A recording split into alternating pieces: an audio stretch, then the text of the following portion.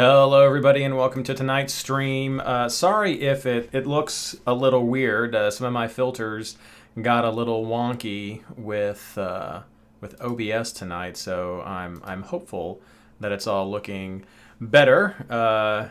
Yes, Cameron, you should have heard music. Chat, are you able to hear us? We'll see if that's working. Hype, evening, Fizzy, hello.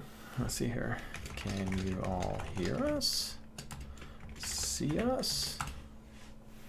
Yes, okay. Yeah, indeed. The preview I have in... okay, well, that would do it. For some reason, YouTube went back. Tonight is just strangely, possibly technology cursed. At one point, YouTube was telling me that the stream was horrible and nothing was working, and then weird OBS stuff, but now it seems to be fine. So we're just gonna go with it. Ashley can't be with us tonight. Her little fella is sick, and so we're just gonna run with the three of us. But so we wish the best for her. The social media is out, and on both Twitter and on Discord, so be so kind. Would love if you would like and share.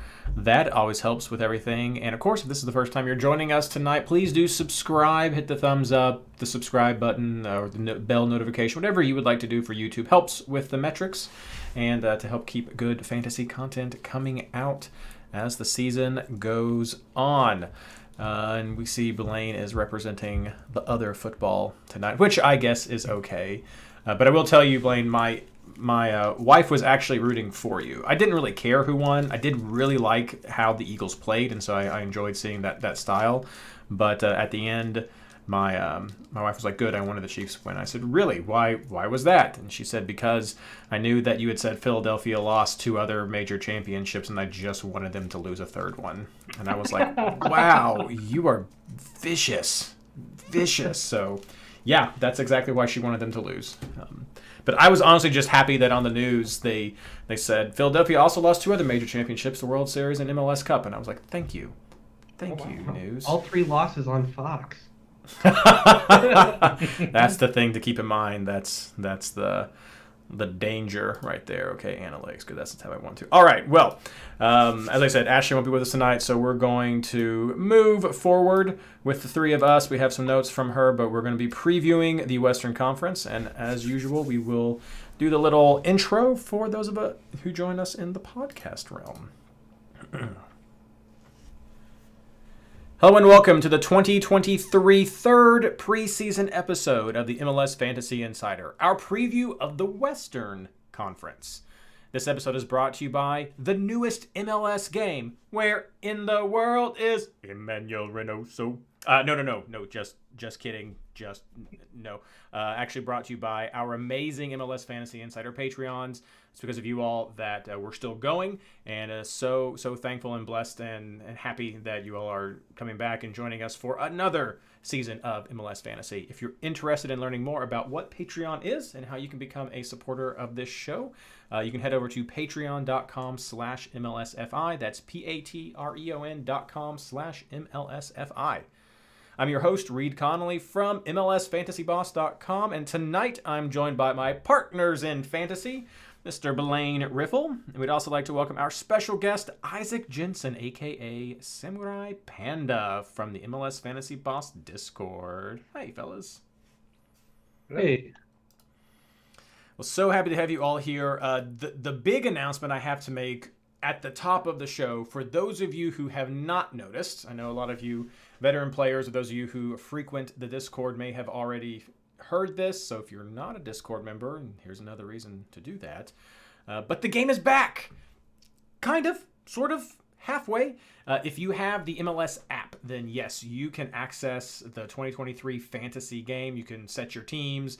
Maybe you can make a league. I did not get that far. I was just checking some things out, doing some prep for the show. Isaac has a thumbs up. We can make leagues. I would not expect that would change when the game goes live on PC or in the in-browser version, the web version. But yeah, so if you want to start tinkering, go on out there. It's available in the app and play around there. I know last year there were some frustrations that people experienced at times. I know Ashley had times when she could not get her team to save or finalize through the app and would have to log in through the web interface. But maybe that's fixed. I don't know. The only thing I know for sure is in the little splash screen that you get on the website, it says better stats. So I'm curious what that means for this season once we get the web interface and can be a bit more user-friendly for me to browse through it. That could be a copy and paste from last year because it said the same thing. It could be a copy and paste from last year, but we're building it up so that if it is, we'll bring Skylar on to be like, Skylar, these are not better stats. These are last year stats. We wanted more stats and more filters, and we want it now. Very Willy Wonka of us. But yes, thanks to everyone who is joining us tonight for this stream. If you joined us last week, we did the Eastern Conference. So if you're on YouTube, just click back through the playlist to find our second episode. If you're on one of your podcast of choice networks, then just find the previous episode if you want to hear the Eastern Conference episode. These do run a little bit longer because we do cover everyone, try to get some preview. But even though we do have prices out now, the goal of this podcast, this episode, is for those of you who are new to the game, those of you who are returning to the game, or those veterans who just have forgotten parts of the game, just some of the off-the-top players to keep an eye on as you start building your teams. Of course, we got preseason that's still wrapping up, so you can get some more insights from there. We have maybe some players yet to return to the league or some players to be added to the league. Who knows what's going to happen, but these are just to kind of help you get those old gray cells going as you're thinking through what you want to do and just refreshing your mind and know where to start for those new players of who to target as you're building your first team and figuring out how to use your money. So we will just get right into our players as quickly as we can with just a little break after a quick break. Tripped all over that one. Maybe I can edit that out. Let's see here. Rihanna, Rishi, you guys are already talking ridiculousness in the chat, so sorry if I get a little hoarse. I had a new employee start today, and so I talked more during today than I normally do, and a little catch in my throat. Okay. All right, welcome back. We are ready to start talking about our Western Conference player targets just right out the gate. Alphabetically, we're going to start talking about Austin FC. This is a good team. This is a team that I like. Drusy is often going to be one of your captain options, and so he is definitely a player that you're going to want again on your roster in the Golden Boot race last year. And there's also several good defensive options, but what I like most about Austin is their defensive depth, as I think they have some quality defensive options that may not be starting right out the gate, but you can of course look to Cascante right there off the top and know that even if there are some injuries or some rotations, there's still going to be some good options, which could be frustrating from the fantasy point of view if you don't know who's going to start, but being able to get some previews of lineups, which over at the Fantasy Boss Discord, we're hopeful our Twitter bots will be working for a reasonable price this year to be able to provide that information as quickly as we can. But I think there's some good depth there, which we talked about last week of questions for teams that did not have the depth. And the forward position, going to be one to watch. Blaine may have some more firm opinions here, but we have Zardes, who is now with Austin, and he sort of displaced Rudy up top. I never really looked to Austin for forwards last year. This was mostly a midfield team or some defensive options right here. Fagundes every now and then, but this was usually a Drusy in my midfield kind of team and maybe grabbing someone in the back. Maybe Zardes will find a home and find his form and be ready to go here. I don't know. So he would be a wait and see for me, but as far as the other players go, I think this is a top target team with Drusy potentially being a must-have if he comes out of the gate with some of the form that we tend to expect from him. Blaine, what do you think? Anything to add?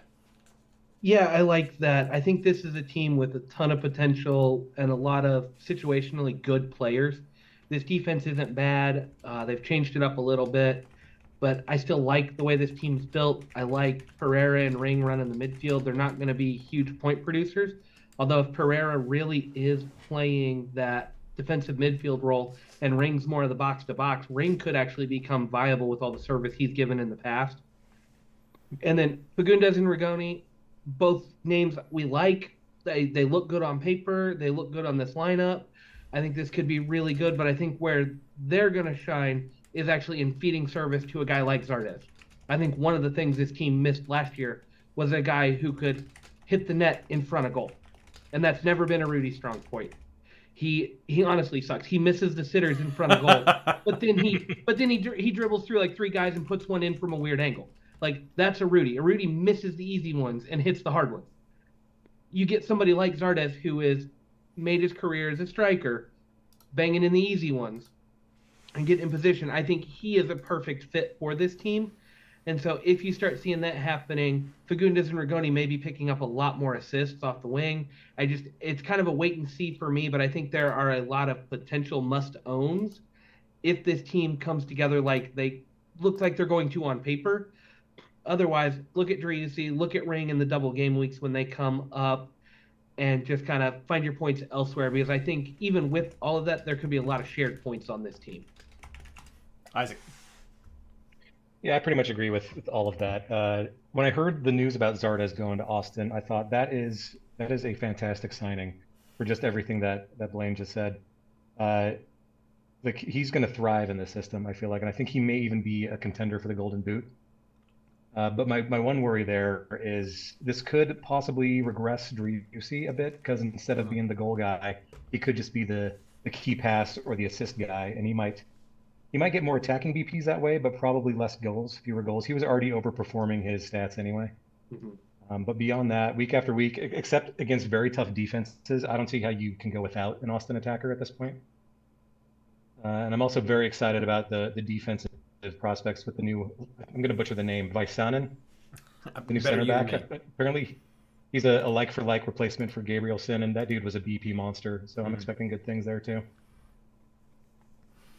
Yeah, so I mean, it's great options all around. That's a great point about what Zardes' impact will be on Driussi. He's definitely a wait and see for that, and look forward to it.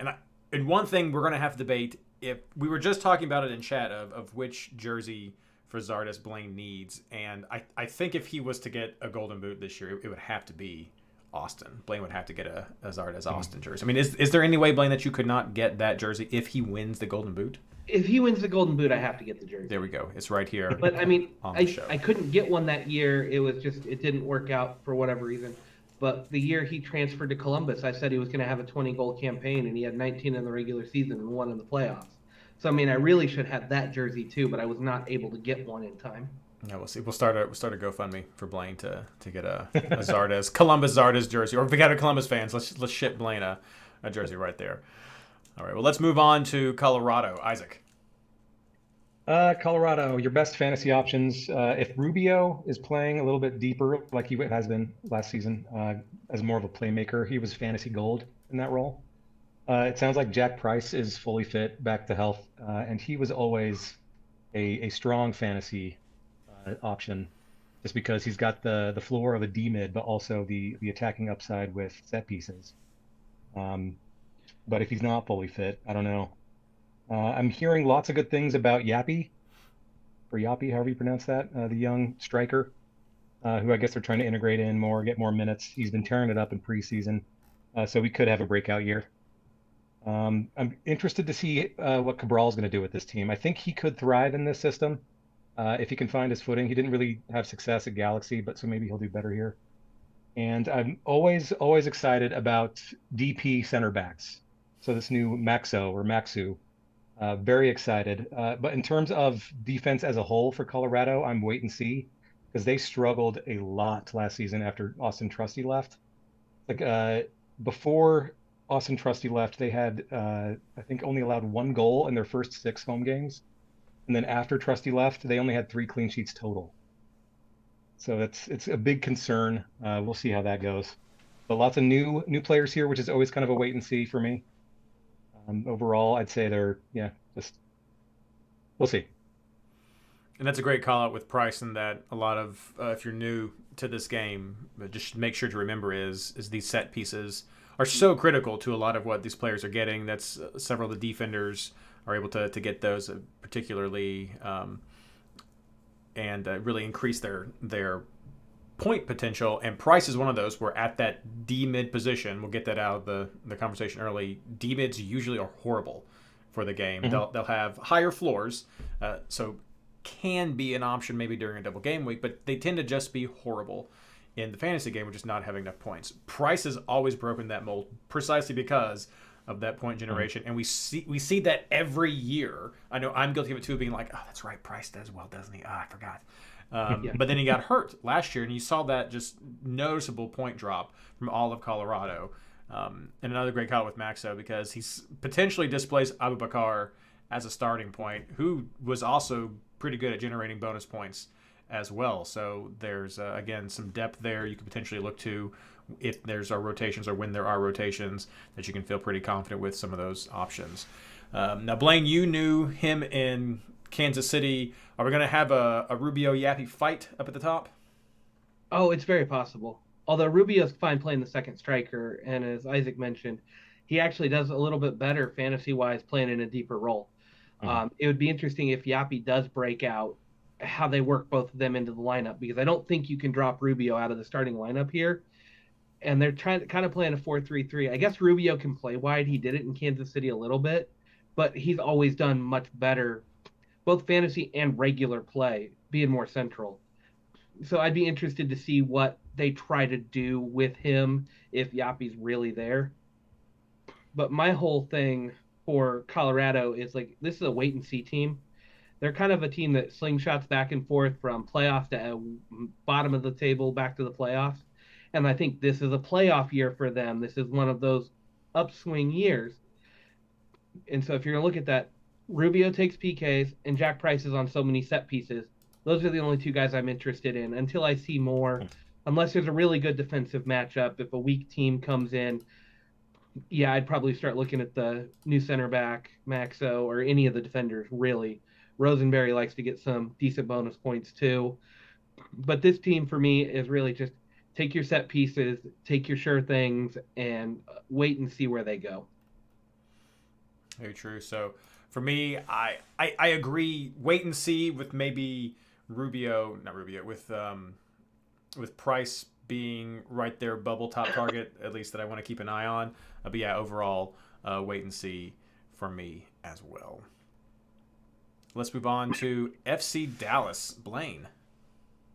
So for me, and this is a little bit of personal bias, Dallas is always a bit of a wait and see. Dallas has had some very good years recently, and when they don't look like they're going to have a good year, they have a great year. It's one of those teams that either really, really good or really, really bad, and they just struggle to get it together. I think this has been one of the more consistent off seasons they've had in a while. They didn't sell a lot of their young talent. I can't believe Jesus Ferreira is still around, who, if they play like they did last year and he continues to develop as a player, we got a potential golden boot candidate right there, who is I would probably put on my list as situational at this point. I don't think he's quite must have given some of the other forwards in the league, but I don't think he's bad. And then you're looking at that triangle that he's in with Ariola and Leggett. Those two guys feed him, run the show a lot. But you've got Pomykal coming back from an injury this year. What's that going to do to Legett's performance? Velasco looked pretty good in his time that he played, but he didn't play a whole lot, or he got injured or something last year. He wasn't around as much as you'd want. So I think this team's got a little bit of gelling to do. Potential is there. Outside of Ferreira and maybe Ariola in a good matchup, I think everybody else is going to kind of be wait and see where they come out. And as far as this defense goes, I just don't know. They were solid last year. They had some really good games. They had some really bad games. They've added some names. Ibieha is here, who was in New York City, went to LAFC, hasn't really played enough, and he's in line to start. Paz is their goalkeeper, but I mean, Maurer is right behind him, and we've seen some rotation there. I just really don't. This is the most consistent offseason they've had in a while, but I just don't know how all the pieces fit at the moment. looks good on paper, but I never trust Dallas because they can blow you out. They could be rivaling for the top of the West with the squad they have, or they could be struggling to even make the playoffs. And it's just the way this team has always been, and it's really hard to pick them. So I got a personal bias against them because of that. I've had bad luck picking their guys, and they're a team that's just all over the place every season, and I just want to see some consistency before I trust them. Isaac. Yeah, that all sounds pretty good. I was going to say situational for me too. I think I'm a little bit more confident in the defense. They sneakily had the second best defense in the league last year, second fewest goals allowed after Philadelphia. So I'm a little bit apprehensive because of Ibiaga. Like he is, to use a meme word, cromulent. He's a cromulent defender. He's not gonna, I don't know if he's gonna be able to shut down, counter press that well. Like Farfan and Jose Martinez on that back line were pretty decent fantasy options last season. I'm expecting that to continue. But in terms of the attack, just to kind of echo everything Blaine said, it's going to be situational. If they're playing a very weak defense at home, stack up. Outside of that, probably not. Sorry, I'm just sharing a link to your big word in chat so that everyone can keep up there. Cromulent. There we go. Cromulent. I guess before you go read, we should mention Matt Hedges is no longer here. Yeah. Like Right. that's the big offseason news. Ibieha is starting because Matt Hedges signed a free agent deal in Toronto? Yep. So they've lost their captain and Rock in the back, who's kind of settled everything. That changes a team. I mean, yes and no. He was kind of in and out of the lineup all last season anyway with injury, and they seemed to do okay without him, which is probably why they were willing to let him go. But I agree. Ibiaga is nowhere near Hedges' level, or what Hedges used to be. So we'll see how that goes. That's fair. Ashley has this listed just because it's such different from you guys as a top target team, potentially a wait and see for her because she really loves that strong right side with Jesus, Areola, and Leggett. She also likes Farfan defensively, but she wants to see if they gel. So a little bit of the same consensus there on the defensive side about gelling. She's really strong on that more the attack side. For me, it's a wait and see team. Because I do like Leggett and I'd like to see what he does more with this system, and I do want to see what happens with the defense with some of these changes right there. But I'm willing to. I did not actually know, Isaac, that they were the second best with their defense overall. That actually surprised me a little bit. But yeah, that will make me definitely have them in that wait and see section with a little bit more confidence. Particularly, we've got the lineups now if you're going to the app, and so you can see what the first few weeks are going to be like, and you can decide if you think they're worth taking a punt or getting a week or two to see what the stats look like, and then if you like the bonus point generations, then jump right in and go for it there. Moving right along, still in Texas, going to Houston, the Houston Dynamo right here, and I will be honest, I know last week really struggled with trying to not just throw around the hot garbage label just willy-nilly like that. So what I can say about Houston is I am not planning to target Houston out of the gate. Hesitate to just say hot garbage up front, but they've spent some time focusing on their defense. I think over the break, that is fair to say.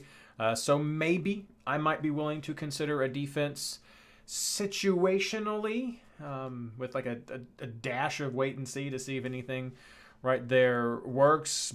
But this is kind of as close to hot garbage for me as I can get without actually just saying hot garbage. Mostly because I'm willing to give most teams kind of a shot out the door. All right, like show me what you got.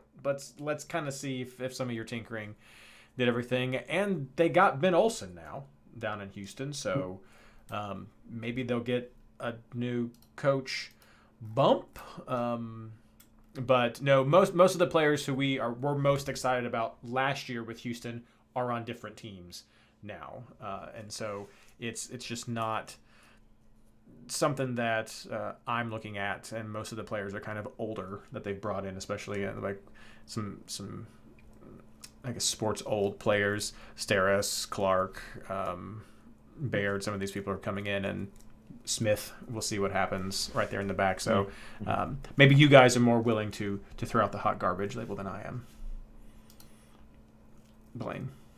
Yeah, I was thinking that. I was like, I like some of these names, but then I look at what Doyle threw out as the potential depth chart here, and I look at who they are. They're a 10 away from being an okay team, but that's just okay. I mean, Karaskia could be good, but I want to see what he does. I look at this and I go, Archer might be their highest scoring player, and he's their defensive midfielder.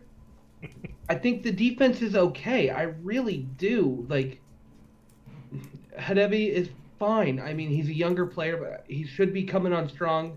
Steres is a great partner for him. Clark's an anchor in the back. You can rely on him as a goalkeeper. I think defense is going to be a strength here. But then I have to ask, is anybody actually going to respect their attack or their counter? And I don't think they will. Ferreira had his moments, but Ferreira needs somebody to be a playmaker. And their big new signing is Baird, and he's going to be playing out wide, and that just doesn't make sense to me. He's a center forward as far as I'm concerned. I don't see where anybody's going to respect this attack.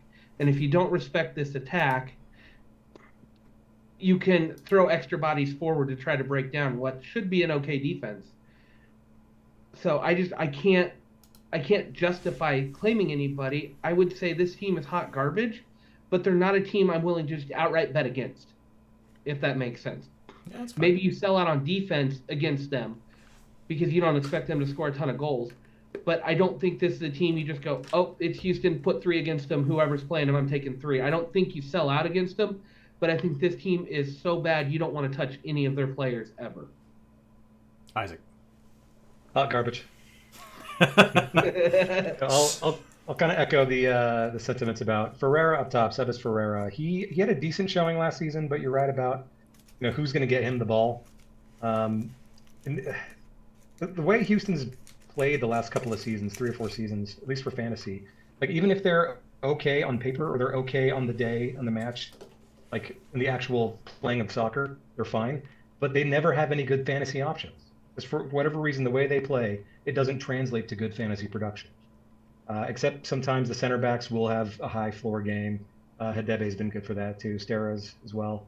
I am pretty excited to see what Franco Escobar can do at right back. He has been pretty good with fantasy points in the past, but the problem is he never stays healthy. He's always subbing out early, getting injured. So that's going to be an area of concern. Yeah, I'll echo what Blaine said pretty much. Like avoid, except in very rare circumstances where you might want Ferreira up top against a very weak defense. Yeah, and Asher's note, she falls in that same area, situational with a dash of hot garbage right there. Now, Isaac, let's hear what you think about LAFC, last year's champions, thanks to Gareth Bale, LAFC. Right? Sans Gareth Bale. It's going to be weird. Like, you would think it would be a must-own or a top target, but for me, it's going to be situational because they have so much talent in that attack. Like, flip a coin, who's going to be the person to get the goals that week? I'm still very much situational Vela. Like, who knows if he's going to be in the starting lineup or, subbed out at halftime. Boanga, looks good, but really didn't translate to goals or anything yet, but he could have a breakout year. But I will say, at least at home, so the third best defense last year was LAFC. They allowed 1 more goal than Dallas, I think it was. So defense at home is just about a must-have. Any option is a good one, especially, but the top is going to be Palacios because he was getting both defensive and attacking bonus points. But with Crapo injured, McCarthy and goal looked great in the final, but is that going to translate to the regular season? I don't know. So defense might be a wait and see.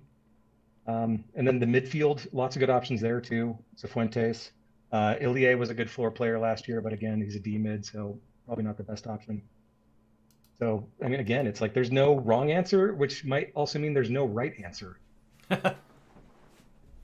Blaine. Yeah, I'll echo that. This is like Houston from a couple of years ago. Too many options, never know who's going to hit. And with so many options, you've got rotation risk everywhere, except for maybe midfield. Like Sifu and Acosta should be playing most of the time. If Vela's not in, Acosta's probably taking a lot more set pieces. Mm-hmm. So Acosta's value goes up when Vela's out. Doyle doesn't have him with the starting striker. I know they're actively shopping for one. Apoku actually as a starting striker may not be the worst thing in the world. Buanga may also get that role. I think he's had some in preseason and he's put in a couple of goals. So I may be willing to take a flyer on whoever is their starting 9 earlier in the season because they're going to be a little undervalued. And I think whoever's your starting 9 in this system is going to be the benefactor of all of the service that's around them. And any team that's playing Vela is going to get a boost from what he brings to MLS, even if it doesn't translate to points for him. And even if he only plays 45 minutes, I mean, he can get 2 assists in 45 minutes for whoever's up top. It's that type of thing. Or he just draws the attention and lets somebody else do whatever. So about the only position I'm really looking at here, besides defense, which I think is going to be okay, is whoever that starting striker is. And if that's Vela, it'll probably be Vela in my lineup. I'm going to drop the never Vela thing. I'm going to go with the situational Vela. I proved my point last year, but now we don't have Arango. And Arango was the main reason why I did never Vela is I felt I got more consistent points and more overall points taking Arango every game than Vela. Well, now the better option's gone, so you got to go back to whoever's here. But I do like whoever is going to be the 9, and I think they're going to start off a little bit cheaper, which makes it a lot easier to get into the attack without really breaking the bank or risking too much. That's fair. Ashley is again on a little bit different wavelength from you guys here. She has LAFC tagged as a top target or a must-have team coming right out of the gate, and she identifies Boanga as someone who she is very excited for. They're up top, and that she already misses Chicho, though. It does say that the team needs a 9, but if Vela's healthy, that she likes that attack a lot. She's also a fan of Long in the back, which I know I've even seen online. People have some conversations about his effectiveness in New York, and so some questions there. But Ashley is all on board for this team, so clearly not afraid of the potential for point sharing there right up top. I have 2 concerns about that. That if Ashley were here, I would tell her. And I was going to bring it up earlier, but I forgot. LAFC is probably going to be focused hardcore on CCL this year, just like Seattle did last year, which could lead to a lot of rotation, a lot of burnout. I mean, we saw what happened with Seattle. And then also, Vela has been playing as a false 9 in preseason, from what I've seen. And what I've noticed through the past few seasons, whenever Vela starts central, his floor seems to disappear. He might still get on the score sheet, but the bonus points you're used to with him tend to go away. So that is a concern. But if they're playing a really bad defense, load up, go 3 forwards. Why not? Yeah, Ashley echoed the one part I kind of said. She's excited for Buanga, which makes me feel better about shouting him out. I think he's had a really good preseason with them. Yeah. He's gotten on the score sheet a few times. I think he's been one of their lead attacking players for preseason, which doesn't tell us everything, and the opponents can be weird, and you could be second string versus second string at that point. But he has looked like one of their better scoring options in preseason. So I think the potential is there now. Will it translate to first team MLS? We'll have to see. Yeah, absolutely. That preseason information can be valuable for getting a little bit of a heads up. I think it's always important if you're looking at that to really pay attention to who they're playing, because it's very common for a team to completely change their lineup at the halftime just to get people experience or get trial players to come out there and see what they can do. So really pay attention to those lineups to see who they were playing against. It seems like more teams are playing against other MLS teams now than we may have had some in the past. So it's helpful, and I think that does make some of the feedback that you can find a bit more reliable when you're trying to make some of these plans. But yeah, great call out though for the information there, guys. Okay, let's go to the other LA team, LA Galaxy. Blaine. So this is probably going to be the weirdest take we've had so far in one of these. I think this team is a 50-50 of must-haves and hot garbage. Okay. I mean, to be perfectly honest, this team, the way Doyle has their lineup set with what I know of these players, this looks like a very heavy counter-attacking team, which means guys like Pooch are going to be great. Chicharito, if he can run with them, is going to be great, although Javelchik may be the better option. Araujo and Edwards kind of come in there, take your pick which one you like. Given what they were willing to pay for Araujo to get him out of MLS, I think he's going to come in on fire, ready to prove he can still do it. and he's playing for that big contract, so I'm leaning towards him. But I think you're looking at a really heavy counterattacking team here with the way that goes. So whichever forward you like in that, I'm leaning towards Javelchik more and more just because I think he's going to be the one with the legs to run, the benefactor of all of that. And then Pooch is still young, hungry, one of the best averages of anybody last year in his short stint. If he replicates what he did last year, we're talking an MVP caliber player right here. But after that, when you get a team that likes to bunker, where do the points come from? Who gets what? You're looking at counterattacking only the way they're set up. I don't know what to make of this team. I don't trust many of the other names. I think the defense could get a lot of bonus points, but if they're sitting in, can they actually hold up? This has not been a strong defense for a while now. I just don't know. The one wild card I have that's kind of a wait and see. He was really good last year, but I want to know how he works with this current system is Brugman. Incredible average for a defensive midfielder last year. Seemed to be involved, seemed to go more box to box, but I don't know what to make of this team. So I think the top targets really are must-have players. But the rest of the team is just so weird and out of place. I can't really justify taking anybody. Isaac, it seems like you may not think Blaine's take is that odd at all. No, that's exactly what I wrote on my note coming into this was must-have/hot garbage. It's like Ricky Pooch will probably be on my team more weeks than he's not. Chicharito or Joveljic will be in there in situations where you want a Galaxy forward. But other than that, pretty much no thanks. They've been playing in a 3-5-2 in preseason, which from what I've seen and heard has not been going well because they don't really have any wingers. Like they've got, I guess, Araujo hasn't been playing in preseason. It's been Leardom. And I guess you got Raheem Edwards on the other side, which Raheem Edwards is now a defender in the game, so that could be good value there. Because he went 7 games in a row with an assist last season. He was, or something like that. Doing solid work. But I don't trust the defense at all. So I don't know. We'll see if this team can turn it around. But it's weird to have a team where these are a couple of must-have players. The rest is on. This honestly, this really reminds me of Montreal with Piatti. Oh yeah. They've got that 3 in the back, but both of their wingers, it's a 3. They're listing it as a 3-5-2, but it's really a 5-3-2. Clog the middle. Mm-hmm. All their midfielders play central. Your 2 wide midfielders are wingbacks. Araujo is a wingback. Edwards is listed as a defender. He's a converted wingback at this point. This looks like the old school Montreal and Piatti, and we all know what Piatti did. Pooch is Piatti in this situation. Yep. If you've got a striker that can run with him, that's who you want. Yeah, I think for me. Mm-hmm. I think that's going to be Joveljic that can do the running. Cheech can't run anymore. He's the one that I'm wait and see. I just want to see more of him once the season starts. But he could definitely be someone who I have as a top target. Right now for me, it is Pooch who's must have. I agree 100% there. He was awesome coming in at the end of last season. Definitely had a lot of those Ladero vibes when he first came in, and so apparently he must be getting over his frustrations of living in LA. And he's bored. He's being bored and has to drive too much. I don't know, which is funny. It's very funny. I get it, but it's also really funny to hear. But yeah, he's an absolute monster, I think, for fantasy. And if you played half of the game last year and then stopped or whatever, I mean, you definitely want to be looking at him as a very much so at least top target player. But then we'll see what they do. But I think you're right, Blaine. You are accurate.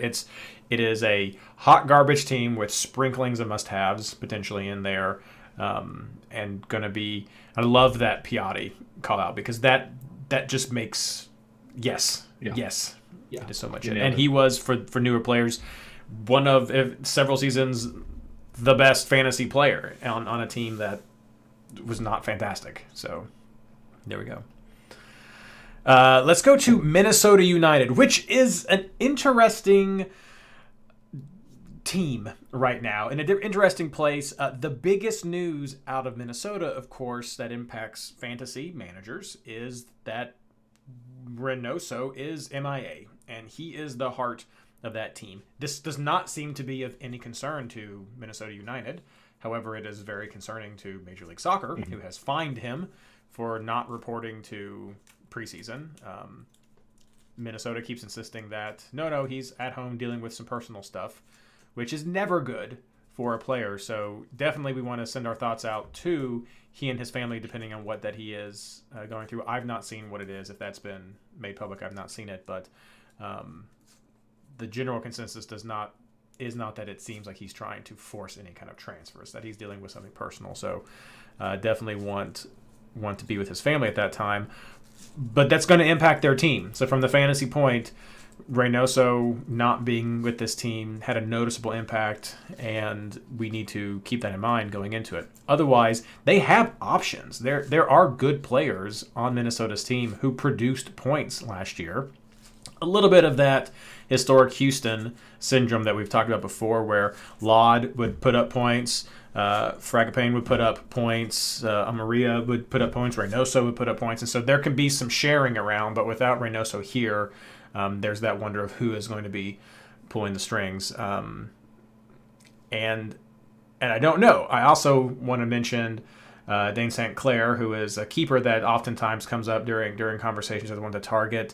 I see him behind more of a questionable defense, and so I'm not sure if he's going to be as much of a go-to keeper for many as maybe he has been in the past, or at least may just not be worth the money that he may be valued at compared to other keepers in their production going there. So for me, being generous, it's a wait-and-see team, because I think we have to have this Reynoso question answered, and then the question is going to be, how long does it take him to get back in sync with the team having missed preseason? Blaine, you look like you want to just jump in on this one. This is interesting. I'm going to channel my inner Christian here, okay, because he's a Minnesota guy. He likes this team. I don't dislike the way this team is built. This team has gotten good results with Reynoso in there. But I have a couple of differences. I've talked to Christian about it a little bit. It looks like Laud is the one to step up as a new 10. Okay. That's not bad. I will take a little bit cheaper 10 on what I consider to be a pretty solid team. This isn't one of my top targets in the Western Conference by any means, but I don't think this team is by any means bad. Very situational against good matchups. You go with it. I will take a cheaper 10 in the absence of Reynoso. We love cheap 10s in the midfield. And Laud's a solid player. Yeah, he has been very good. Honestly, he was probably their best player last year, but he played in so many different positions, he couldn't shine in any one of them. He set up, Doyle's got him as the starting winger. Hulaguane or whatever, a long way, however you pronounce that one, is a decent backup. I thought he was good. He's ready to break out and show what he can do. The other one is Fragapane also played that 10 role in the absence of Reynoso. If he starts there, I really like him in that role as well. I think this is a good enough team. You look at the 10, and no Reynoso, who is currently suspended without pay by MLS. That's how big this is. Plus, I think he's dealing with legal issues back home. Those may have been resolved, but I haven't heard that he's been cleared. So he may not, if he's at home, he may not even be able to or be allowed to leave his country at the moment because of ongoing legal issues. That's how bad this is, and that's how long this is going. He could be gone for the entire season at this point, for all we know. So I like whoever's the 10 here. I think there's a good supporting cast. Amaria's not a barn-burning striker that I would really trust, even with a good game. But the other guy I really like is Arriaga as a second midfielder. Got some decent numbers last year. If you take Reynoso out, put a different playmaker in there, he can pick up a little bit of that playmaking potential too. So I think there's a lot of situational pieces on this team with whoever their 10 is being borderline must own, depending on the matchup. It's probably situational matchups, but I think when they have that good matchup, they're going to be a must own because of their price point. So I don't know that the Reynoso issue is as big as we're making it out to be, because I think the team's good enough to fill in for him and get solid production from that position from a fantasy standpoint. Whether that helps them win games in an MLS, who knows, who cares? It's just, we want fantasy points. That's right. That's all that matters to us at the end of the day. Isaac. Those are all good points. I was initially going to say hot garbage, but I think that was all very well said, Blaine. Yeah, from what I understand, it has been Robin Lod in the 10. One interesting thing here that I think might make Fragapane more appealing is he's listed as a forward in the new game this year. So if he's going to be on some set pieces or if he's going to be doing some chance creation, like it's always good to find forwards that can give you some bonus point production, not just goals. But Yeah. Fragapane can do both of those. I'm definitely going to be wait and see on the defense because Boxall and DeBossi are usually good high floor defenders, but they've lately been injury prone, in and out of the lineup. And Minnesota just was not a trustworthy defense this past season.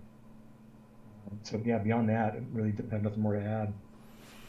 Were you surprised he was a forward, or would you have thought he was a midfielder? Where would you have fallen on that? I mean, yes and no. I saw there's quite a few what you would call like wingers that play a bit forward that were mids last year that are now forwards this year. And for me, it makes sense for the most part. If anything, it just gives us more options at forward besides just straight strikers, and that's good for fantasy points. Because just it got so tedious to have strikers where it's like, okay, they either got 2 points or 7 points just because they got a goal or not. Sure. So if you get a forward that can get you like a 5 or 6 without a goal, that's great. That means they're getting the 10-11 range with an attacking return. Blaine and I went back and forth about this one. Yeah, and I like what you said. The bonus point forwards, that 2 point floor for most forwards. When you get a 3 to 4 point floor with a few bonus points, like that makes a huge difference all around. With slightly lower goal potential, but still. And Fragapane, I mean, in the absence of Reynoso, I thought, like, I'm hyping up Lod because he is a great player, and I think he is their 10. And I think as he develops, he is going to be the better player on this team. But there was a big argument for Fragapane being better than Reynoso at points last year. Reynoso's still in the middle getting all the bonus points, but when Reynoso was out, Fragapane was getting the bulk of their points in fantasy. So I don't know how that changes. I think he played more central when that was coming. So I'll have to see how it holds up on the wing. But I just think there's a lot of good options here, and Fragapane being a forward is huge. We'll see if it plays out. Isaac, I did you a disservice, but it's one I had to do. You did. What do you think of Portland? Well, just based on principle, hot garbage, always hot garbage, always will be hot garbage. I love it. One of my favorite things to do on this show is to give Seattle fans Portland. But in all seriousness, though, this attack looks super scary, just based on what we're seeing in preseason. Yeah. This Evander guy we're all hearing about, like everything we're seeing, it feels like the hype is real. I'm hesitant to go full hype because I did that last year with Gressel and that was going terribly. I don't want to put my curse on it. But from what it looks like is he should be on the set pieces. He should be just one of those classic, attacking midfielders that is providing service and also getting the goals. Could see a new young Valeri here is what it looks like. I checked his stats when he was in the Danish league. He's averaged at least 15 goal contributions each season for the last 4 seasons in a row. So if you add secondary assists into that, we're probably talking, a 10 plus 10 season, potentially. So definitely a huge prospect going into the season. Usually I have kind of a hands-off approach with newcomers, but this one seems legit. I'm looking forward to see what Santi Moreno can do with this playmaker Evander coming in. He had a decent season in 2022, but just was not consistent, was not in the lineup that often as he probably should have been. But it sounds like he's going to be a mainstay going forward. Yimi Chara is probably going to get opened up a bit more in the attack instead of holding back a little bit next to his brother. My only concern here is the defense. Like Portland defense is always a nightmare. Their center backs are getting old. They're injury prone. They're rotating. I never bet on a Portland clean sheet, but one thing that's interesting about Portland is the way they play. Their fullbacks always seem to generate bonus points. So you got Claudio Bravo on one side, and I think it's going to be Juan Mascara on the other side, as Van Rankin's out. I'm hearing a lot of good things about Mascara. So there's going to be some good options there. And then I'm looking forward to a full season of Eric Williamson. I think he's going to be a bonus point beast that could get some attacking returns. Could be a good cheap option in midfield there. So I hate to say it, like Portland looks good. They look really good for fantasy. They look really good for the actual game too. So, Blaine. See, I'm a little different. I think this team was built for Evander. This is the team that made Valeri shine. I think he's going to plug and play and go to work. I think if everything we're seeing in preseason is accurate, I think he's borderline must own at this point. But I remember some of the good old days with Valeri, and nobody else scored. Like, it was Valeri or bust for this team. Occasionally they had a good defensive performance, and you do that. I think if Evander is as good as advertised, yeah, some other guys are going to pick up some points situationally, but I don't know that you can trust who's going to get those points all around. So I think this may be a one-off team. You run Evander when you want this team, just like we used to run Valeri when we wanted this team, and we never trusted anybody else. They've got two good forwards that are proven in MLS that just kept getting injured. You've got Yimi Chara, who was fantastic at times, but that was mainly in the absence of their primary playmakers. So who knows what he does when you have that central presence like a Valeri that we used to have. I don't know. And then Moreno, I agree, Isaac, he could have that breakout season. He could look really good. Or Espria is right behind him, and he could go 60 minutes and come out and let Espria run with fresh legs. I don't know that the points are with anybody else on this team outside of Evander. And that's what I'm going to encourage everybody to look at to begin with is it's Evander or bust with this team, and then go clean sheet hunting with the guys who could pick up some bonus points. But this isn't a defense I'm going to be targeting consistently for all of my bonus points. They're just in addition to clean sheet hunting right now. Yeah, what was it? 2 years ago, we did the MLS Fantasy Mount Rushmore, and Valeri, best fantasy player all time. Is that what it was that we decided on? I think so, just because his production. He was 10-10 for so many seasons. Prolific there with his fantasy production. I love Ashley's comment here in the notes because it's so very Seattle fan to me. Evander. I'm tired of it already, and so that's no. I have nothing to add. I think you guys nailed that one out of the park. Moving on to Real Salt Lake. Blaine, thoughts? Yeah, the big news this offseason is Krylock is back and healthy. I mean, that's about the only thing we can say for this team. They lost a lot of good talent. They're trying to replace it. I think this team goes as Krylock and Savarino go. If those two are playing well and have some good chemistry and can get the job done, this team will do well. So for that reason, I think Krylock and Savarino are my only two situational guys. Usually it's RSL at home. Maybe you look at Brody attacking up the wing a little bit from that fullback position. They let Aaron Herrera go to Montreal, and Brody is going to start in his place all season. So that shows you what faith they have in him. But other than that, I think this is a two-man show with a very situational, home-only type of setup with Krylock and Savarino. Isaac. I fully agree. That's almost exactly all the stuff I wrote down.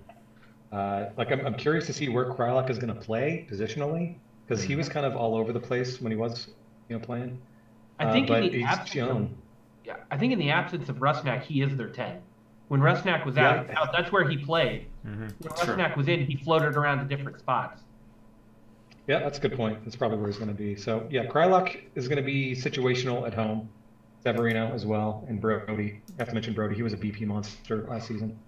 But it's only at home. Like, RSL has always been a home team. They've been hot garbage on the road for years. Mm-hmm. So it's like, don't touch a Salt Lake player outside of Salt Lake. Yep, that's always been the most interesting thing about, especially when Rusnak was there. It was like, home, yep, got him. But no, I want to see healthy Krylock throughout the season, because he's solid. You guys nailed 3 that I want.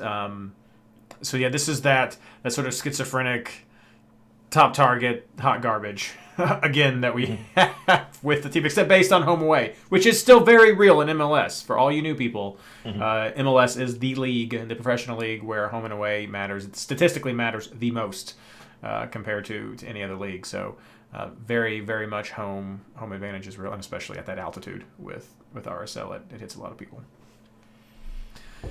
San Jose. I look at San Jose as really a turnaround team from last year, because in 2022, that was a team that I was always willing to bet against, liking to load up against San Jose. Just we're in a real rough spot. But for 2023, they could be a top target team.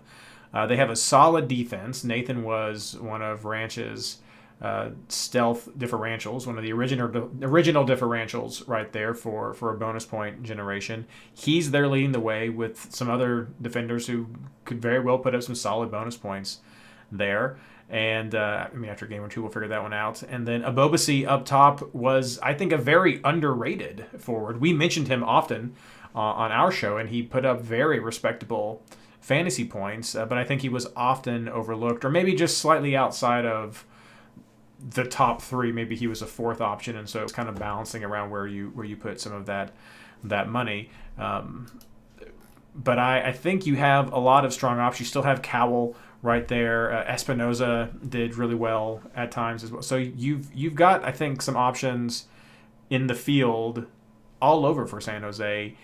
I'm still going to ultimately drop them into a top target / wait and see, just because I do want to see what they're going to produce, because I did like to bet against them in the past, but I see a lot of potential right there for San Jose, and maybe they end up being more of a differential team to go for, but I like what they're seeing coming out of the gate, and I'm willing to look to San Jose for some fantasy players early on.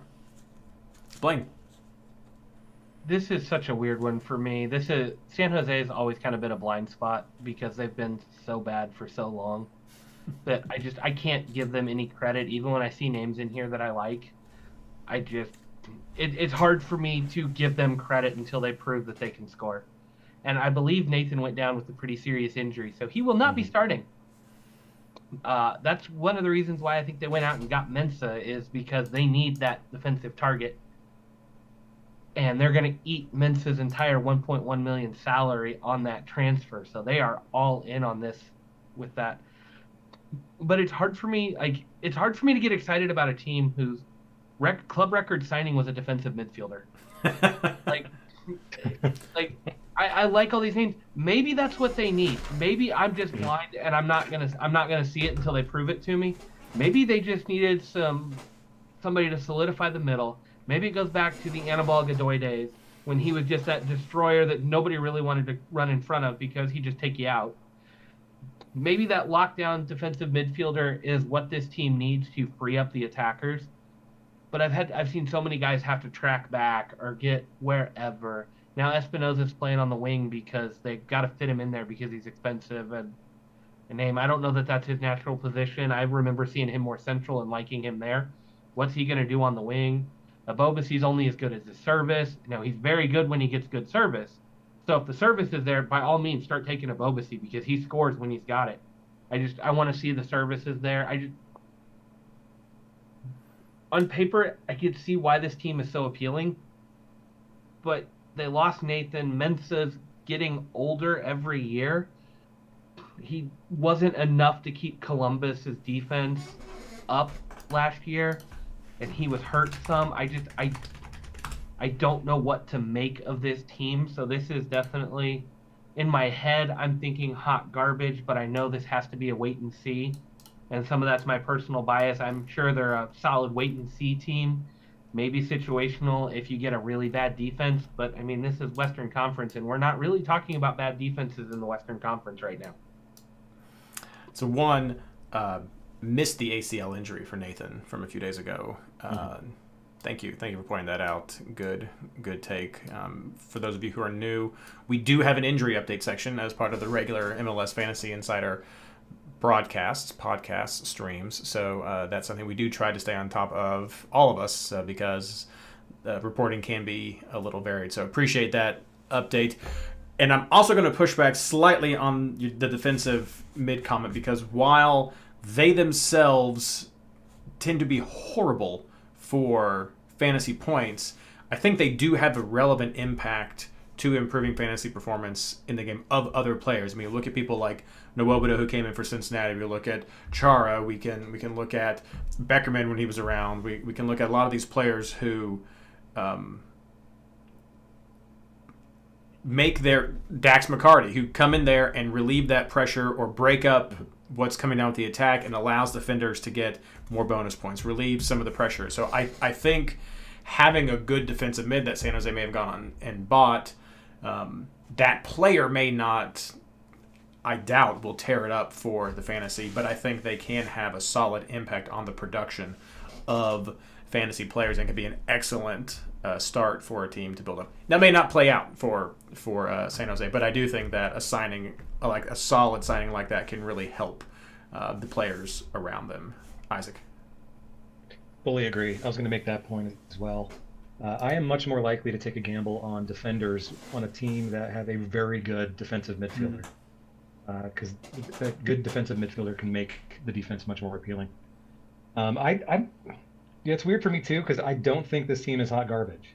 I think we kind of downplay their attacking prowess just because they would allow so many goals. But we were seeing games where they were scoring 3 or 4 goals, but then letting in 5 or 6. So they were still losing, but still getting the goals. Abobasi had a career year last season with 17 goals. I think he could be also a Golden Boot candidate if he can get that service. I mean, as far as I know, I think Espinosa has always been on the wing with San Jose, and I think he led the league in crosses attempted last season, potentially. But like in terms of chance creation, Espinosa is pretty good. So defensive improvements are good for this team, very good for this team. I am hesitant, but I think I'm going to rescind my previous fantasy rule of never betting on or against San Jose. I think this is going to be situational, but I think there's going to be a lot of potential fantasy options here in the right matchups.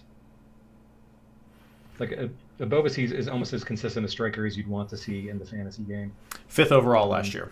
I pulled some of the numbers before the game reset. He was 5th overall last year, 1 point ahead of Brenner. Wow, there you go. Like impressive. I said, this is a blind spot team for me. I've got this idea about them, and it's hard to see past it. That's where I'm coming from. Yeah. Like I wanted to bet against them last year, like you were saying, Isaac. Yeah. It's like they might score 3 and they're going to allow 15. So like who knows what you're going to get from them. But I look at the paper and I'm like, you know what? Yeah, I could see this coming together. I did discount some of these guys last year, and yeah, that's someone I'm willing to try to open up those blinders. Be like, okay, like Abobasi, that's a guy that I need to be like, you're probably higher up on my list than I've given you credit for, and just see what happens. It's also new coach, new tactics. We'll see how that plays into things. They also brought in a new goalkeeper, just named Daniel.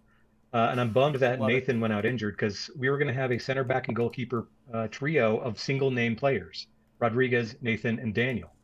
They just go by the one name. But now it's going to be Mensah, Rodriguez, and Daniel. I don't know. I guess Mark Jankowski's been playing in preseason as well, but I don't know why you'd spend that much on a new keeper and not start him. And he's got really good stats, so I'm looking forward to see what Daniel can do. I like it. Reminds me of what they had Vega a few years ago. That was in keeper for San Jose. Oh, yep. That was a good one. Mr. Own Goal. Name was great. The results not always so good. Okay, Isaac, redemption for you. I'm so sorry. Seattle. So if you watch the Club World Cup, it may seem like things did not go well. But if you put it in context of where Al Ali's season was, they were on a 15-game winning streak, had allowed only like 5 goals in that same amount of time. So only losing 1-0, I think, was a very good showing for Seattle. Everyone's healthy, as far as we can tell. JP's back, Rui Diaz is back, Christian Orban is fully fit. I don't know if JP is going to be more than a 60-minute guy for a few weeks, because they're being cautious. But my big concern with Seattle right now is because you've got JP, Rusnak, and Ladero all on the pitch at the same time. Who knows where the set pieces are going to come from? All 3 of them could be on them, split evenly. That lowers all 3 of their floors considerably, because they're not going to get up to the stats to get the extra bonus points. So there's going to be a bit of a midfield roulette. Rui Diaz, I think he needs to get that first goal, and then the floodgates are going to open, and then he's going to be a consistent fantasy option moving forward. I'm pretty stoked on the defense, but of course that's homer bias a bit. It looks like Jackson Reagan has won the starting spot over Javier Arriaga, which I think is a good thing. A lot of comparisons to a young Chad Marshall, and I can see that. Maybe a little mistake prone right now, but he's gonna come into it, and he's gonna be a cheap enabler to start the season, I think. Um, Morris is kind of hit or miss, but in the right situations, could be a good fantasy option. Uh, Christian Roldan is always a good floor player, so there's options at every position here, but be careful with the midfield because those points are going to be spread out. Blaine. Yeah, this is a team that's got way too many options. It's and Isaac's right. You just don't know where the points are going to come from. If they start splitting those set pieces, screw it. I'm not taking any of them. I think there's other premium mids for the money that I can get that are better. Give it 3, 4, 5 weeks, 6 weeks, whatever, and their prices may come down to where, oh, I can risk a Ladero or a JP when they're only getting partial set pieces because I'm not going to take the value hit. But I think you run the risk of losing a lot of money very early in the season. I think honestly, besides the defense, which I think is fine, solid, great defense to load up on good matchups. This is a team that I think we may have run 3 deep a couple of times last year on defense because they've been that good. It's just you load up. Outside of that, I think Christian Roldan might be my favorite pick out of this team, playing in a winger role. I like him there. I've liked him there for the national team. I think he gets good bonus points from that role. Compared to his price, I think he's going to be one of your safer options. You don't have to worry about not quite having the ceiling because you don't have the money investment to need to hit that ceiling, and you don't risk losing points early in the season on what I expect to be a very good team out of the gate. My big concern here is if I know Rui Diaz is going to go 70 to 80 minutes every week, I love Rui Diaz in this because of all the service behind him. But they went out and spent good money to get Hebert off of New York City. That's concerning to me.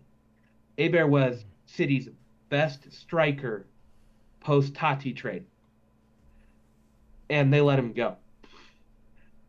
I won't say Hebert is better than Rui Diaz, but I think he could rival him in this system. I really do.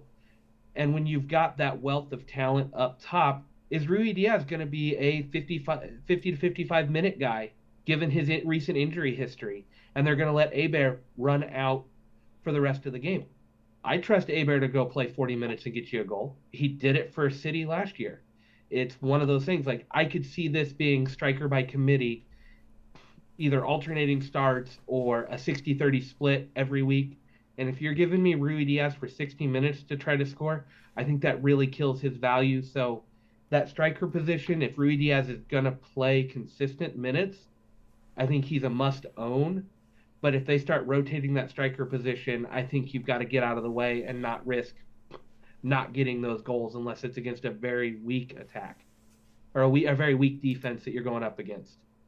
And that's just my take on it. And I think Rui Diaz's injury history sells that for me. I cannot trust him to go more than about 60, 65 minutes. Yeah, Ashley's comments on this are that she rates him as situational for a lot of the same reasons that you guys mentioned. And the way I summed it up was some top target players, but are they a top target team? And I think you guys captured a lot of that of the points by committee, and it's gonna see. So probably wait and see is this where I would fall with this one, just because I want to see if there's going to be consistency with those points, or if Rui Diaz is going to get that goal. So, but I echo your sentiment completely with Arriaga back there, Isaac. I think that's a move in the positive back there on defense. Okay, staying with the homer teams, Blaine, Sporting Kansas City. Congrats to your Chiefs. Yeah, thank you. Sporting, really random stat that from the moment Tommy and Agata began starting games together, Sporting was the highest scoring team in MLS. And preseason shows no sign of that slowing down. They went out and bought a good 6 that had played with Fontas at Barcelona in the academy system. I don't know if he's fast enough to do everything I want him to do, but they got a 6, which allows Walter to move forward a little bit, running this kind of paired 8s with both 8s having free reign to drift forward as needed. But as far as fantasy production goes, I want to see how this 6 does and what that does to the defense. This defense is hit or miss and is in desperate need of a center back with Courtney Ford going down with an Achilles rupture. So don't trust the defense until you see it. But really, whoever's your starting striker is a must-own in this system. Russell, Shallowy, Tommy, and Walter are way too good at getting service to whoever's up there. Polito has shown in his starts that he is a bonus point monster and capable of playing with the most expensive forwards out there and getting same equal fantasy points. And then Agata is just a goal scoring machine. You put it in his range and he's going to put it on net. He is a product of the service he is getting, and all indications in preseason at the end of last year are the service is going to be there for whoever is the starting striker. So that is borderline must own, probably is a must own against all. At this point, I don't see a team that I like better for attacking purposes, but you got to know all the points are going to come from that front player. Although Russell has gotten a couple of goals in preseason, it looks like the wing is opening up for him to run a little bit more. But watch for your assists, situational with your extra pieces. Don't trust the midfield to give you steady points. And this is really a one-of team, and you want that big number 9, whoever he is. Isaac. I pretty much have all the same thoughts there. I was going to say forwards, yes. Midfielders, maybe. Defense, no. Yeah. I have a little bit of the same concern with like Rui Diaz and Aber between Agata and Polito. Who's going to be the starter, and are they going to switch in and out? That's kind of a wait and see for me, but I kind of agree. Whoever's in that center spot, that's just about a must-own against any weak defense, for sure. Yeah, I'm out a little bit on Sporty Kansas City. It'd probably fall into maybe the situational category as well. Just because I do worry about the consistency, and I'm not sure about the striker, and so I'd like to see not just who's starting, but what their form's like and who are they playing against. And so I'm not going to just throw them off the top, but I'd want to see. And on a fun side note, this is another team where Blaine and I went back and forth a lot on where we thought Russell should play. Ultimately, the game sided with Blaine, so take that as what it will. Last year it sided with me with him in midfield. But the ultimate conclusion we came down to was Blaine said that Russell was a shit midfielder, and I said he was a shit forward. And so ultimately we have just decided that Johnny Russell's a shit fantasy player. So that's where Blaine and I landed on that. So of course he will be the best fantasy player this year. And I mean, he's back in that typical forward role. If he's getting goals and assists, he's going to get points. If he's not, he's going to get you a 2 or a 3. His bonus points have dried up a lot recently, and they've added even more set piece takers. So those are getting shared. Russell is not that guy that will get you an 11 with only 1 assist anymore. He used to be. He's not anymore, and you just have to realize that he is goal dependent at this point on the wing. And you're looking for better service for who he's giving it to in the middle, which means he's an absolutely atrocious midfielder in this game, and you should never pick him up if he was a midfielder. But thankfully, he's not. Either way, we've weighed in. This is where we stand. Let's make him a defender. There we go. And then everybody will own him. That'll be it. And then Blaine will let you do back-to-back because I asked you to write about this team for the upcoming articles that we have. So, and it might be an easy one to preview. St. Louis. Hot garbage, nothing more to say. I mean, really, expansion teams are so hit or miss. This one is reminding me of the worst expansion teams we have ever seen. They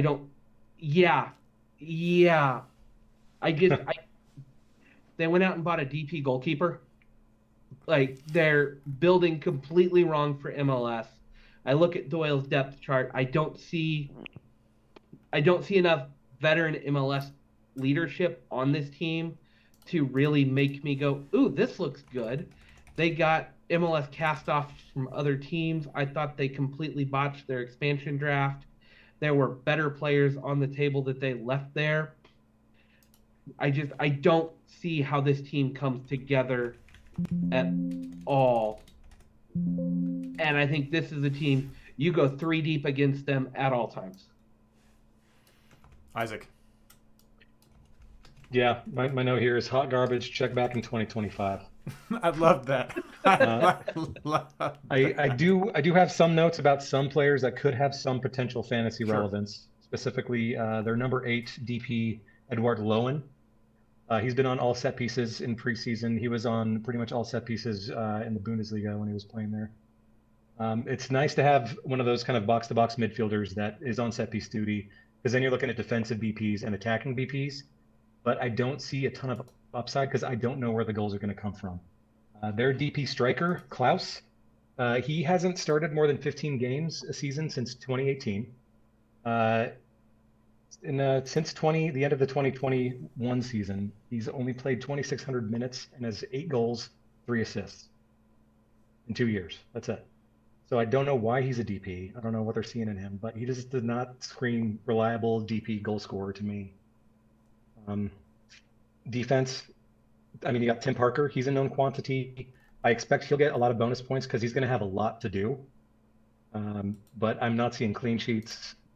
I don't know. I don't see how this team's going to succeed. Yeah, I don't like the way that they're building. Is their defender really, or their goalkeeper a DP? I think I think it was Max Tam.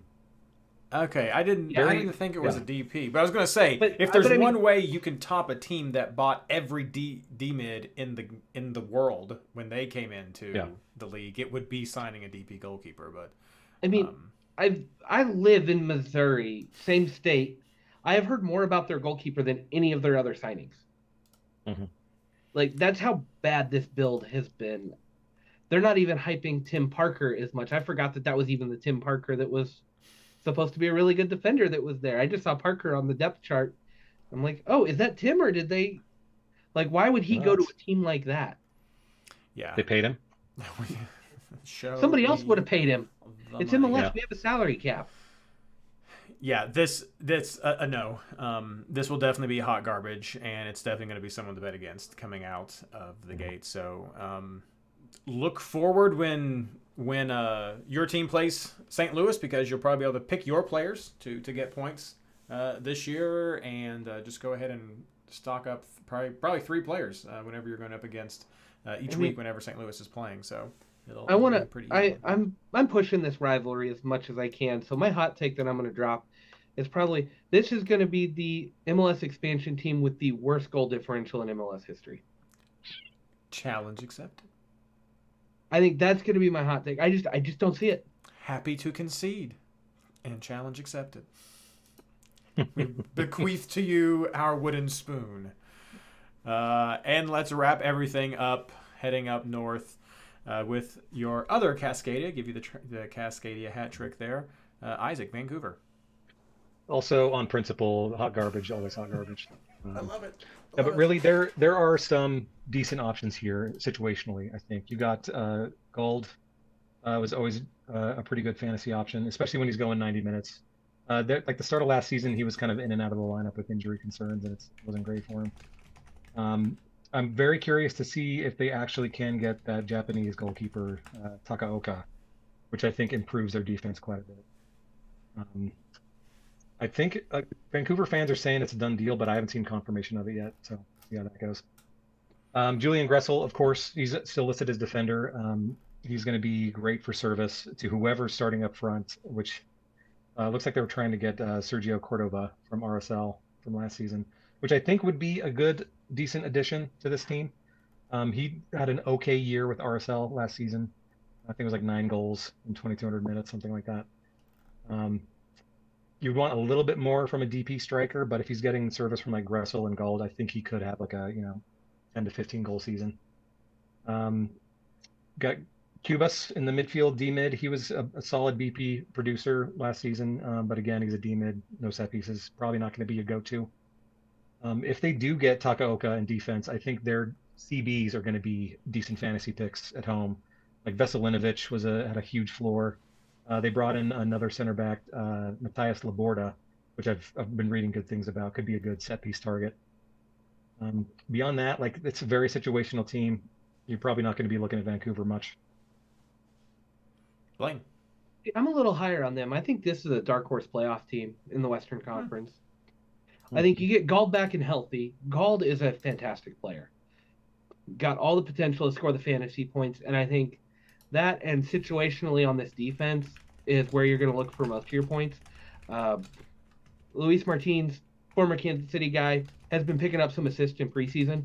I think the more he's playing with this team, the more comfortable he's getting in the attack. That's not a bad shout for them if you want to get in on some clean sheet hunting and get some offensive points. Veselinovic was fantastic for bonus points, so that's another way to get in here. I don't mind Hasal as their backup keeper if the Japanese player comes in. I'm not even going to try to butcher that name. Nope, I got you. I got you 100% with this one. It's Yohei Takahoda. Okay, but if that signing gets done, great. If not, Hasal is not a bad keeper. He showed he could do it last year. It's not ideal, but it's there. But the real standout for me from preseason has been Christian Dahome. He's on penalties for them still, and he's been getting a good run out with them. He was streaky last year, but one of their better players for how crazy that season was. So I like Dahome as a situational second player. If you like the matchup, you take Gald. If you really like the matchup, you add Dahome in. And then if you like the defense, you go grab one of those. Never more than 2 deep on the attack, but I don't mind what's going on in Dahome as long as he's on on penalties. His value goes way up, and Vancouver seemed to get a lot of penalties last year with the way they played. I don't know if that'll translate with the new formation this year, but I like this. Now, if Cordova actually comes over from RSL and takes over penalties, I think Dahome's value goes way down. But right now, what I'm seeing is Dahome is still on penalties, which is something you have to keep in mind when you're trying to pick some of these guys. And if they've got a good matchup, I'm not going to shy away from this team to start the season. Yeah, I think I fall more on the bull side for Vancouver and see this as a wait and see team and for everything you guys mentioned. There've been some positive moves, I think. I don't think I would go so far as to say this is a dark horse playoff contender team right here, but I think there are definitely opportunities for 4 points, and that's great. That's always great, especially with defense. And if some of these guys can bring in a good value, then that'd be good. And if we get a great value goalkeeper, that would be another great, good little keeperoo that we could potentially have. So thank you so much, guys, for joining us to go over this. Thank you, everyone who joined us live during the show and listening to us right now. Just a quick little recap that I didn't do last week, and we'll touch again with round 1 as well.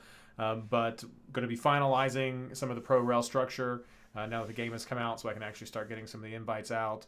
And we're going to be finalizing all of the leagues that are going to be coming for MLS Fantasy Boss network of leagues. Expect to have everything back as we did last year with our Discord league and our Patreon league. There will not be a Reddit league, even though the subreddit is back. So if you like going to Reddit, then that is there. But I can't hit enough on the value of the Discord server, and I'm sure we'll hit that in some of our plugs, so I won't get too much into that. But that's a quick little housekeeping to wrap up this show right here. So let's just do our plugs from there. Isaac. Just the Discord. You already plugged it. I halfway plugged it so that you guys could still also play it. Okay, Discord. Find us on the Discord. That's where all the chat happens. Game days are a blast. So if you're not there, be there. Great times. Blaine. Yeah, big shout out to Skylar at DraftKicks on Twitter. Put in a lot of work this last week getting the game ready. It's in a kind of one of those soft launch app only right now, but he's been working behind the scenes and wrangling MLS to make sure they get the game out to us on time and getting all this done. The positional switches were done this week. They were finalized, I guess, today, and put in the system.